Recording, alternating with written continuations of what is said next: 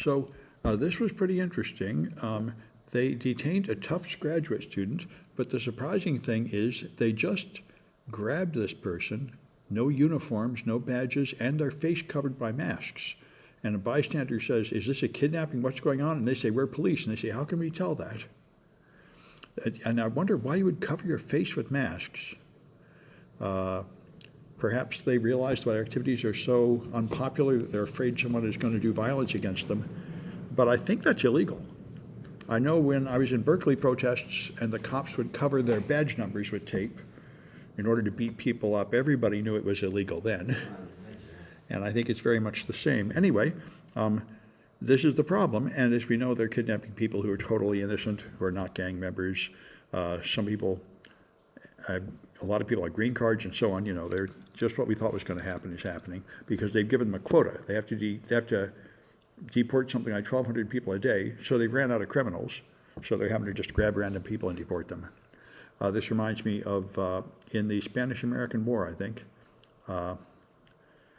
the United States government put a bounty on, I think, American Indians. You would get like $10 for every scalp, so people would just go into Mexico and kill random Mexicans to get scalps that look similar. And it's a similar kind of thing. Anyway, so Trump's putting a 25% tariff on all auto imports. Everyone is freaking out. This is going to greatly increase the price of Toyota. Of course, the one company that won't be affected is Tesla, because the cars they put out are made here. And of course, that's the point. All this stuff is thinly veiled Elon grabbing money for himself. All of his so-called eliminating waste, fraud, and abuse is taking all the money that would be wasted, for example, going to people that get Medicare and Social Security, and instead putting it in his pocket. So the Royal Society of London was considering disciplining Elon Musk for being a Nazi, and they decided, no, they're not going to do that because that doesn't matter. And this is the thing. Many, many powerful organizations, law firms, big universities, all the people that could take a stand, all cowardly don't take a stand. And the more you do that, the stronger he gets. And the fact is, when you push back, it's extremely effective. For example, there's one here. Let me find it. As soon as they get some pushback, they just fold. And there it is. So we're going to end Social Security. Now, I'm sure they still want to end Social Security, but they're going to destroy it starting Monday. Starting Monday, every single Social Security recipient would have to go to a physical office to prove they're a citizen or something, and they're closing the offices and closing the phone lines, so people won't be able to do that. And there was so much backlash, they actually delayed this by a few months. So if you push back, you can hold this back. But if you just give in, they'll charge ahead at full speed. And all the powerful people that could afford to push back are not pushing back. That's why I'm going to the protests. I recommend it if you can. I have students that are not citizens. They don't dare to protest. People have to take care of sick relatives at home. But I mean, if you can, you have an obligation to. I can afford to protest. I could afford to go to jail. I could afford to get fired. And I have to do it for the people who can't. And if you don't push back, this will just go forward and forward. The bullies go forward just like criminals do. They go forward until something stops them.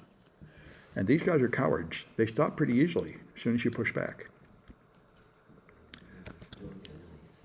Anyway, this guy wanted to get away from Windows, and what he's done is he's found cloud tools that replace pretty much everything.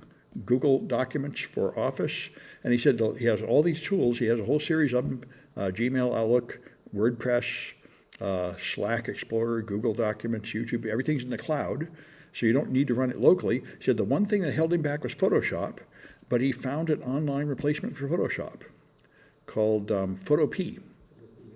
So he said it works well enough. He now doesn't do anything locally except Windows games. So that's interesting, and I know this is what a lot of people do is you move away from whatever operating system or finally had enough of it. And for me, it was Windows too. I mean, I got a Mac, but I mean, Windows is just like being married to an abusive partner. It just constantly abuses you and wastes your time. Getting a Mac was like getting out of prison. Anyway, so RFK Jr. has made these Make America Healthy Again moms, and what they do is they focus on doing false bullshit things. This is basically the same thing as Gwyneth Paltrow. Gwyneth Paltrow made a company called Goop, and she pushes fake health stuff, like water with more electrons in it, and stuff like that. And by the way, it's all exactly the same stuff that Alex Jones hawks. They both advertise the same products. And she has whole wellness centers where people go and buy her products. Like she has a jade egg that you stick in your vagina for some reason that is supposed to somehow improve your health and things like that. And special scented candles. And you buy these things, people buy them, and then they feel good. And she does the same kind of scam here. Like his thing is you should cook your food in beef tallow and lard because that's good for you, which is news to me. Nobody's considered that good for you for at least a couple centuries, and so on. You just have a whole lot of such bogus things, and you don't take the vaccine. And in fact, kids are now getting poisoned because the parents in red states that believe this garbage are not giving their kids measles vaccine and instead treating them with cod liver oil, so they're getting toxic large doses of vitamin A. So, it's just very popular. And anyway, to understand it, I actually found this quite helpful, this pseudo-politics description, because it's very interesting why MAGA clings tighter to Trump the more he hurts them. And it reminded me of the people that left North Korea. They said in North Korea, everybody is incredibly miserable. Most of them are starving to death. They can't even find any food. They have horrible jobs like going around and finding like some animal shit to fertilize the fields, and you gather it, you have a quota to get, and everybody is constantly struggling to get a quota, and the farmers who grow food have to give it to the rich people. They get almost nothing, and everybody is told we're at war. They're told all these lies about America and everything. Everybody else is horrible and miserable, much worse than this, and we're fighting because they're constantly abusing us, and all your suffering comes from these enemies attacking us, and you have to not complain, but work hard to support your country. So they feel like you're in a constant emergency and war, and therefore it's patriotic to accept your suffering and keep moving. And that's the thing. Exactly as Orwell described in 1984. Exactly the same. War is peace. Yeah, war is peace. And also, so this is why, they'll have news that's almost about how Biden was terrible and his administration ruined everything and all that stuff. You have to pump up an enemy and constantly have an enemy to be mad at. And then you accept all your suffering. There's a book called What's the Matter with Kansas that explained this. Kansas, a couple decades ago, was a blue state with like socialist policies and everything. And the Republicans decided to fix that. So they moved in and they scared all the parents saying, your kids are going to turn gay if you let them associate with like Californians and stuff. So we have to protect your kids from the homosexuals. And that became the thing that caused them to accept all these policies that hurt them, to protect their kids from that, because the parents saw it as like a noble sacrifice to save their kids from a terrible fate. And that's what you do. You give them an emotional thing that they're afraid of, and then you say, okay, you have to sacrifice to avoid this scary thing. So it's quite effective. So this is why, the people that are like MAGA Trump supporters that would go to a rally, you're never going to get them. They're going to cling to this until the day they die. But there is a small group of swing voters, like 3 to 5%, that swung from Biden to Trump. And I think those people are movable. If the MAGA people turns, it means that they go on Capitol Hill for getting Trump. Because if they turn, it means that if the MAGA people turn away from Trump, it means that they're going to get him because they will be mad. Because I think the MAGA people are in I don't want to say in a sort of trance. They also don't have an alternative because you don't trust the other side. Even if speaks your language, you say, because on the one hand, you don't want to contradict yourself. I say, I believed all this story up to now. Is it? Well, it's going to be a lie. No, it's impossible. Yeah. Well, you have a sunk cost fallacy. I mean, you've already invested so much in this, and also to leave would mean being excommunicated from your family and your church and your job and everything. It would very much like admitting you're gay. Well, at least a couple decades ago, if you admitted you're gay, everybody would turn against you, your family and everybody.